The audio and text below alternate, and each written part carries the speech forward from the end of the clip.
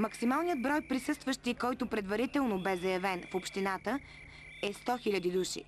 Те дойдоха на шествието с българският рибагреник и плакати, изразяващи тяхното негодование.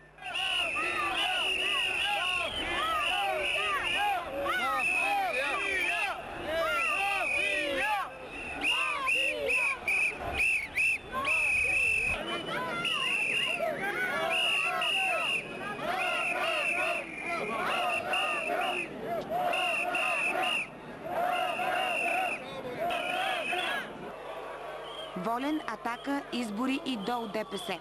Това скандираше множеството по време на цялото шествие.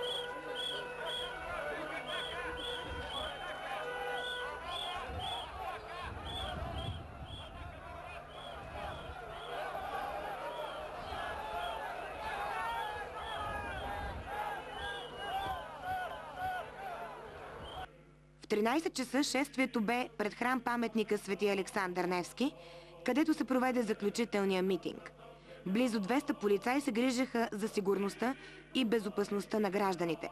Телевизия СКАТ излъчваше пряко националния митинг. На него звучаха патриотичните песни на Добри Чинтулов, Стани, стани юнак балкански и Вята речи Балкан стене, както и много други.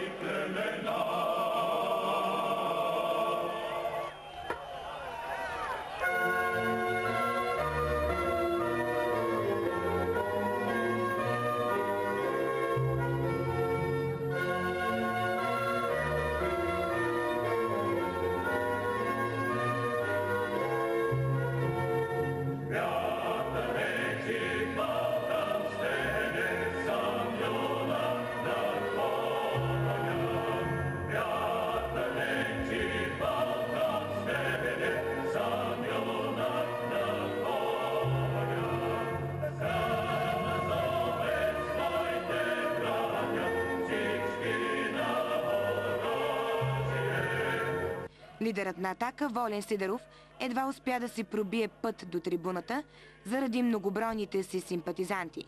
Близо час той държа реч пред своите привърженици. Ние сме тук не само да се поздравим за празника, докато все още го разрешават. Ние сме и да си кажем, че подемаме нов курс към предсрочни избори.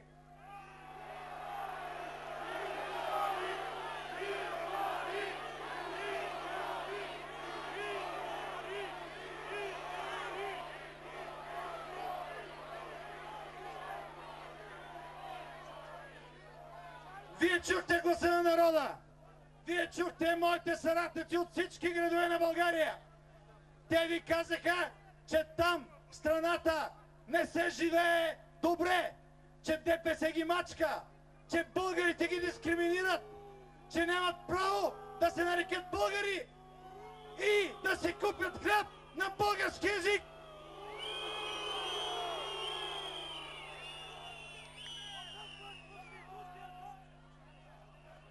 Това положение е нетърпимо.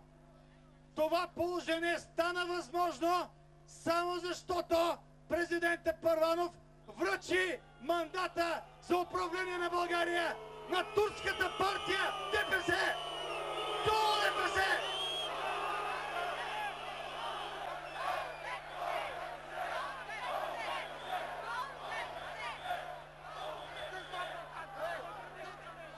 Има ли право да бъде президент на гордия български народ този човек?